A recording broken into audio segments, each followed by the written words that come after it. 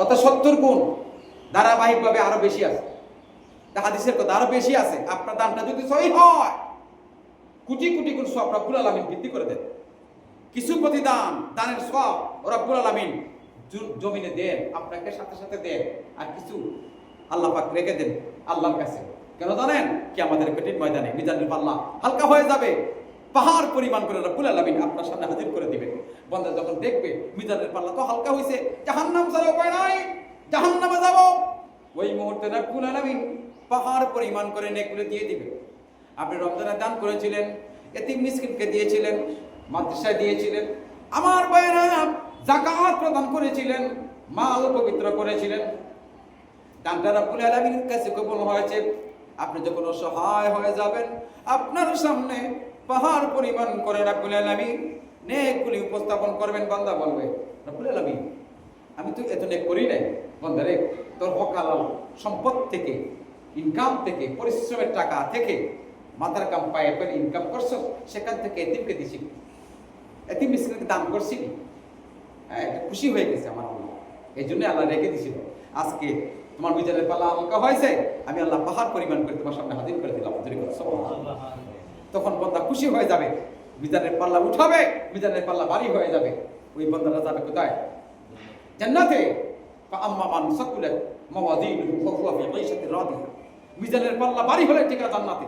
আর মিজানের পাল্লা যদি ভারী করতে হয়, এই 30টা রোজা যে ব্যক্তি থাকবে, শুধু রোজা থাকলেও হবে না, অঙ্গ প্রত্যঙ্গ বিপদ থেকে মুক্ত থাকতে হবে, অন্যায় কথা মুক্ত থাকতে হবে, জিকির আজকার করতে হবে, কোরআন খতম করতে হবে। এটা কোরআনের মাস, কোরআন নাজিলের মাস। যেই কোরআনুল কারীম আল্লাহ পাক রব্বুল আলামিন নাজিল করেছেন, পৃথিবীর কেউ নাই, আপনার আমার নবী মুহাম্মদ রাসূলুল্লাহ সাল্লাল্লাহু আলাইহি ওয়াসাল্লাম নাজিল হয়েছে, সেই কোরআন আমাদের ঘরে আছে। পড়ি না, ধরি না, বুকে লাগাই না, মহব্বত করি না, চেষ্টাও করি না, মৃত্যুবরণ করলে আপনার কবরটা থাকে অন্ধকার, অন্ধকার, কঠিন শাস্তি ভোগ করতে হবে। প্রত্যেকটা মুসলমান নরনারীর উপর কোরআনুল কারীম শিক্ষা করা ফরজ। ভাইরা আমার, সেজন্যই আল্লাহ পাক রব্বুল আলামিন এই মাহে রমজানকে ইজ্জত করে সম্মান করে বলেছেন, সারা দিন রোজা থাকার পরে আমার বান্দা একক কোন ইফতার করে নাই, একভাবে ইফতার করে নাই, আশেপাশের লোকজন ডেকে ইফতার করেছে, একদিনও একা করে নাই। খেয়াল করবেন, রমজান আসছে, এতদিন বলছি রমজান আসছে, রমজান চলেও গেছে, থাকবে না ভাই। আপনার কাছে একটা খেজুর আছে, অল্প ইফতারে আছে, ডাক দিবেন একজনকে, ভাই একটু আসেন, দুজনে মিললে ভাগ করে খাই, আছে কেন? হ্যাঁ, কিন্তু ওই কাজটা কখনো করবেন না।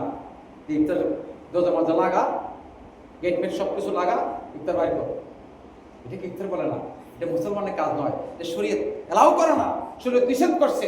শরীয়ত বলছে তুমি বাইরে থেকে দেখো কেউ আছে কিনা, কেউ একটু ঘুরতেছে কিনা। ভাই আপনি কেন ঘুরতেছেন? একটু আসেন, আসেন একটু, 4-5 জনে বসবেন, নিয়ম হলো এটা। এই জন্য ইফতার পার্টি, এটা ইফতার পার্টি করে অনেকে নাজায়েজ করে, এটা নাজায়েজ করি পালায়, এটা আমাদের আচরণের কারণে করি পালায়, নাজায়েজ না। ইফতার পার্টি করাটা জায়েজ, এবং ইফতারকে সামনে নিয়ে মুনাজাত করলে আল্লাহ বলছেন আমি ফেরত দেই না। সুবহানাল্লাহ বলেন, সুবহানাল্লাহ।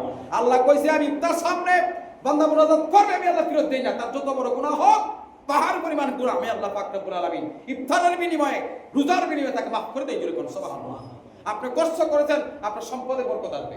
যাকাত প্রদান করেছেন, মাল পবিত্র হবে, মাল সাগরের নিচে যাবে না, আগুনেও পুড়বে না। যদি সাগরে ডুবে আগুনে পুড়ে বুঝতে হবে সে মালের যাকাত দেয় নাই। এটা হাদিস সহিহ হাদিস, কোরআন কারীম খুলে দেবে যাকাতের কথা। আমরা বলি ইসলামের স্তম্ভ শেষ করছি। ইসলামের স্তম্ভ কয়টা? 5টা, কালিমা, নামাজ, রোজা, হজ, যাকাত। যাকাতটা কয় নম্বরে নিচে? 5 নম্বরে গেছে। যাকাত আল্লাহ বলছেন নামাজের পরে যাকাত, নামাজের পরে কি? যাকাত। কি মুসসালামাতু, আল্লাহ বলছেন 82 বার নামাজের কথা বলছেন, যাকাতের কথা বলছেন। কেন বলছেন জানেন? তোমার আমি মাল দিছি, সম্পদশালী বানাইছি, সম্পদ দিছি, তুমি কি করো? এই সম্পদের যাকাতগুলি গরিবের কাছে পৌঁছাই দাও। আর আইতাল্লাযী ইউকাযযিবু বিদ্দীন ফাযালিকাল্লাযী ইয়াদউল ইয়াতীম ওয়ালা ইয়াহুদ্দু আলা তুআমিল এতিম মিসকিনদের কাছে পৌঁছাই দাও। ইজ্জত পাই, আমাকে আল্লাহ সম্মান করেছেন, আমি যাকাতের টাকাটা জমাইছি, আমি আপনাকে দিলাম। বিশেষত আত্মীয় স্বজনের ভিতরে, রক্ত সম্পর্কের ভিতরে যদি বেশি করে থাকে, প্রতি বছর তাকে দেন, যাতে ওই টাকাটা সে কাজে লাগাইতে পারে। এটা নিয়ম, অন্যজনকে দিবেন না, এটা না। সেজন্যই যাকাত প্রদান করলে মাল পবিত্র হয়, আর পিতরা আদায় করলে রোজা পবিত্র হয়। যেরকম সুবহানাল্লাহ, আপনার পিতরা দেওয়ার মানে তৌফিক আছে, নেশাব অনুযায়ী মাল আছে, যাকাত দিতে হবে, ঠিক কিনা বলেন? আপনার পিতরা দেওয়ার তৌফিক আছে, পিতরা দেন নাই, হ্যাঁ পিতরা দেন নাই, আপনার রোজাগুলি ঝুলে থাকবে, আল্লাহর কাছে কবুল হবে।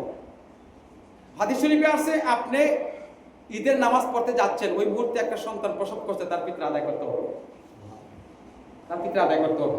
খেয়াল করবেন। 110 টাকা মনে হয়, উর্দে উর্দে কত? 110 উর্দে 2300 মানে 2300 টাকার মতো আছে উর্দে। তো আমাদের জন্য আটার হিসাবে হ্যাঁ আপনার পিতরা হলে 110 টাকা। তো সুতরাং এগুলো আমরা যাতে দিয়ে দিই, আমাদের হকালার ইনকাম থেকে দিয়ে দিই। অনেকে আপনাদের কাছে আসবে, বাদেশের লোকেরা আসে, এতিমখানার লোক আসে, সবাইকে দিতে চেষ্টা করবেন।